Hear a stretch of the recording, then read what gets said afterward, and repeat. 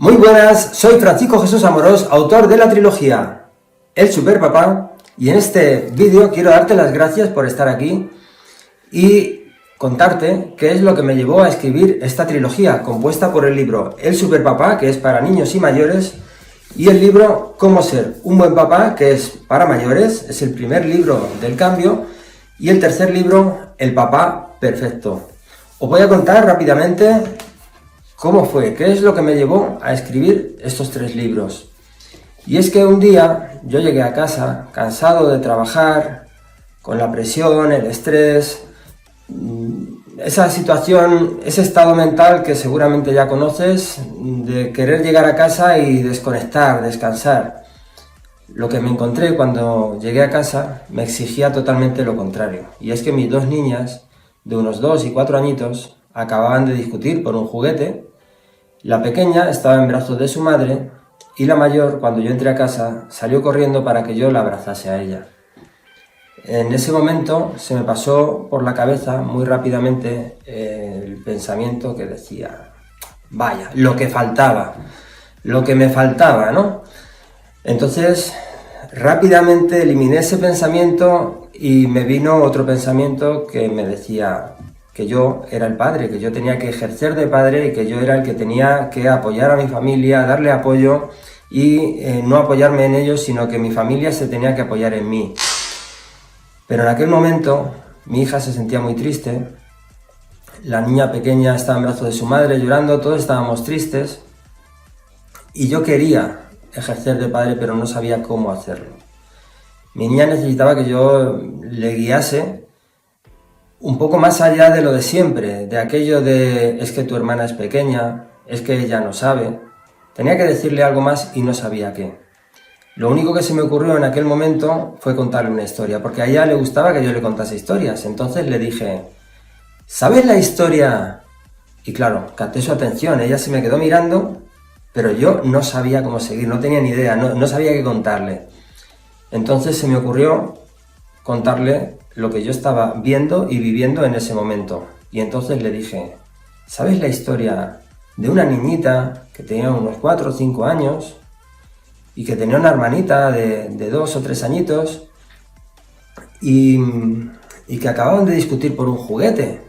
Porque su hermanita le quitó el juguete. Bueno, empecé a contarle detalles para que se sintiera identificada y pudiera entender la forma de pensar de su hermana, que su hermana no quería chincharle, sino que lo que quería era jugar con ella, pero como ella no le prestaba atención, pues de alguna manera trataba de llamar esa atención. Entonces, bueno, discutieron por ese juguete y llegó el papá. La mamá estaba muy triste y las dos niñas salieron a recibir al papá.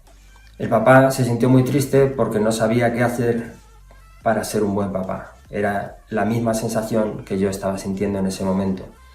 Entonces, el papá de la historia salió a la calle para dar un paseo y organizar sus ideas. Y en ese paseo se encontró a una persona que lo vio tan triste que le preguntó qué le pasaba. Y él ya había hecho alguna reflexión y le contó que él quería mucho a su familia, pero tenía un problema y era que no sabía cómo ser un buen papá. Entonces esa persona le ayudó porque le recomendó un libro titulado Cómo ser un buen papá. Para mí aquella historia fue fácil contarla y a partir de aquel momento el papá de la historia pues cogió el libro, lo empezó a estudiar y le sirvió como guía para ayudar a su familia y convertirse en un buen papá, en el líder que su familia necesitaba, y a partir de ahí pues todos crecieron y fueron muy felices. Al terminar la historia, yo siempre le decía a mi niña, y colorín colorado, esta historia se ha... Y si sabes cómo continúa, pues ya sabes. Ella siempre me decía, acabado. Pero aquel día no. Aquel día se quedó pensando y me dijo, ¡otra vez! O sea, le gustó tanto que quería que se la volviera a contar. Y así lo hice. Me costó un poco porque no sabía por dónde había empezado, porque había extendido mucho la historia, porque había captado su atención, había profundizado en detalles y no sabía ni por dónde había empezado. Pero gracias a que ella me lo pidió, yo pude recordarlo y con el tiempo se convirtió en este libro, el libro El Superpapá, donde cuento eso, esa historia de esa familia que tiene problemas, que el papá no sabe cómo ser un buen papá, pero a partir de esa guía y ese esfuerzo se convierte en el papá que su familia necesita y le ayuda a todos a crecer y a progresar en el camino de la vida. Cuando le conté la historia por segunda vez, se me quedó mirando y me dijo: papá, ¿tú tienes ese libro?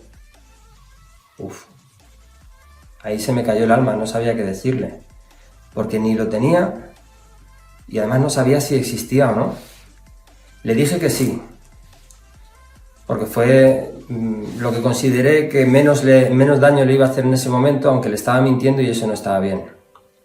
Poco tiempo después busqué ese libro, porque yo le volvía a contar esa historia una vez y otra vez, y ella me hablaba de ese libro, el libro Cómo ser un buen papá, y lo busqué y no existía. Entonces, bueno, pues me tuve que ocupar de que ese libro existiera y aquí lo tenemos.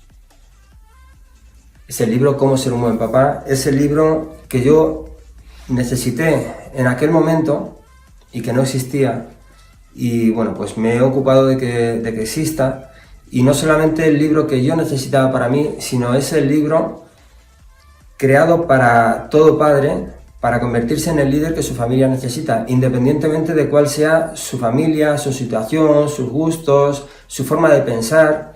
El objetivo de ese libro es convertirnos en una persona mejor y a partir de ahí tener una mejor visión, ser más listos, más inteligentes, estar más despiertos, más atentos, poder percibir las cosas y sobre todo hacernos responsables de nuestra situación y de nuestro futuro y también de nuestro pasado, por supuesto. Por lo tanto, a partir de ahí, si nos hacemos responsables de nuestra situación y controlamos nuestra vida, también somos capaces de controlar nuestro futuro y así nos podemos convertir en el líder que nuestra familia necesita.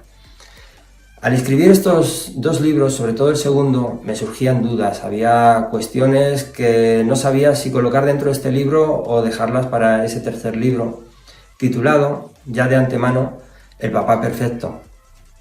Y la verdad que yo ya tenía el título hace tiempo, mucho antes de escribirlo, pero no sabía qué contenido colocar dentro y todo fue sucediendo de alguna manera mágica para que el papá perfecto nos sirva para solucionar esas cuestiones de si somos perfectos o no lo somos.